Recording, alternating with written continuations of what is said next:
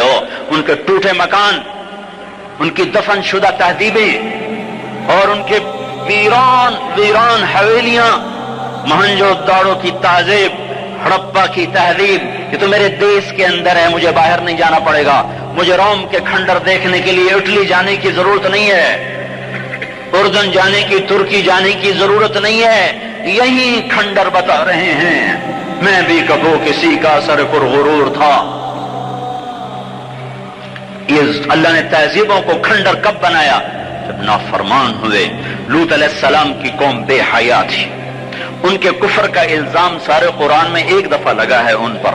جب بھی نبی کہتا تھا تم غلطی کرتے ہو تو اور انبیاء ان پر کفر کا تم کیوں اللہ کا انکار کرتے ہو، تم کیوں اللہ کا انکار کرتے ہو۔ لوط علیہ السلام کو لوط علیہ السلام نے اللہ نے صرف ایک دفعہ کہا کہ یہ کفر کرتے ہیں، باقی ہر دفعہ جتنی دفعہ اللہ نے ان پر لعنت کی تو کہا تم کیسے بے حیا ہو، یہ تم کیا کام کرتے ہو، تم کیسے بے حیا ہو، تم مردوں سے شہوت پوری کرتے ہو۔ ما سبقکم بہا من احد من العالمین، اس ظالموں تم سے پہلے یہ گندا کام کسی نے نہیں کیا، یہ تم کیا کر رہے ہو۔ جب دھرتی پر یہ کام لوط علیہ السلام کی قوم کا عمل جب دو آدمی کرتے ہیں تو اس جگہ کے فرشتے اٹھ کر اوپر چلے جاتے ہیں کہ ابھی اللہ نے زمین کو ہلایا اور ابھی ہلایا اور ابھی عذاب آیا اور ابھی عذاب آیا۔ تو لوط علیہ السلام کی قوم پہ اللہ نے 4 عذاب پھینکے ہیں کٹھے، اور 5واں زلزلہ۔ پہلے آیا زلزلہ، پھر آئی فرشتے کی چیخ، پھر اوپر پڑی پتھروں کی بارش، پھر ان کے چہرے، ان کی آنکھیں گئی دھسا دی گئیں، اور پھر ان کو اللہ نے یوں اٹھایا اور پلٹا کے یوں مارا۔ فجعلنا عالیہا سافلہا وامطرنا علیہا حجارۃ من سجیل منضود مسومۃ عند ربک وما ہی من الظالمین ببعید۔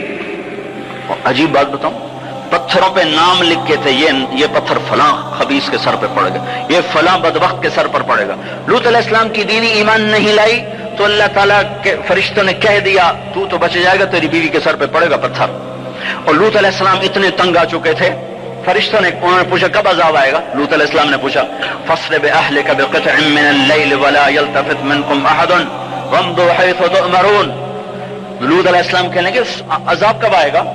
تو فرشتوں نے کہا ان موعدہم الصبح، ابھی نہیں، ان موعدہم الصبح، جب صبح کا چاندنا ہوگا تو ان پر عذاب آئے گا۔ لوط علیہ السلام اتنے تنگ آ چکے تھے، کہنے لگے نہیں، صبح بڑی دور ہے، ابھی لاؤ۔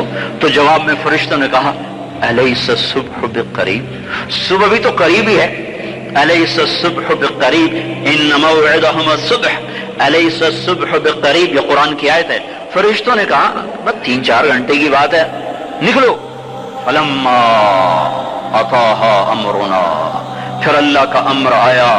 کہاں ہے اللہ؟ کیا ہمارا کیا پڑھے لکھا دور ہے، سائنس کا دور ہے، ترقی کا دور ہے، پلیٹیں ہلتی ہیں، اللہ ویلا بیٹھا ہوا ہے۔ ہاں واپس آؤ۔ عقل کی پرستش نے یونان کو کیا دیا، رب کی پرستش نے دیا جو بھی دیا۔ اللہ اس کے رسول کی غلامی سے سہرے بندے ہیں، جس کے بھی بندے ہیں، وہی عزت کی سیڑھیوں پر چڑھا ہے جس نے اللہ رسول کے غلامی کا دم بھرا ہے، جس نے ان کی چوکٹ کو چوما ہے، وہی دنیا اور آخرت میں سرخرو ہوا ہے۔ بے حیا معاشرہ ٹوٹ جاتا ہے اور بے حیائی ننگی ہو کے ناچ رہی ہے۔ کیا حیرت کی بات ہے کہ ننگے ناچ سکرین پہ دکھائے جا رہے ہیں اور دیکھنے والے مزے سے بیٹھے دیکھ رہے ہیں، تو کیا میرے اللہ کو غیرت نہ آئے گی؟ میں یہ لوط علیہ السلام کی قوم کے علاقے میں پھرا ہوں، 300 میل کا علاقہ ہے، غور آج کل اس کو کہتے ہیں، پوری پٹی پہ پھرا ہوں۔ وہ سارا پہاڑی علاقہ ہے، اسلام آباد کے پہاڑوں جیسا، بڑے نہیں چھوٹے چھوٹے خوبصورت پہاڑ، چلتے چلتے ایک دم بیچ میں نشیب آتا ہے اور یوں زمین 300 میل تک بیٹھی ہوئی نظر آتی ہے۔ عربی زبان میں بیٹھی چیز کو غور کہتے ہیں۔ یہ زمین کیسے بیٹھ گئی؟ جب لوط علیہ السلام کی بستی کو اٹھایا اور اٹھا کر اوپر سے زمین پر مارا تو وزنی چیز جب زمین پر گرتی ہے تو دائیں بائیں زمین نیچے بیٹھ جاتی ہے۔ اس طاقت سے وہ بستی زمین پر گری کہ 300 میل تک ساری زمین بیٹھ گئی۔ تو تو لوط علیہ السلام صبح نکلے، نکلنا تھا کہ پہلے زلزلہ آیا، زلزلہ آیا، پھر فرشتے کی چیخ آئی، پھر پتھر برسنے لگے، تو چیخ و پکار۔ لوط علیہ السلام نے بیوی سے کہا تھا پیچھے نہ مڑ کے دیکھنا، اور اللہ کا فیصلہ ہو چکا تھا کہ اس کا بھی سر ٹوٹنا ہے۔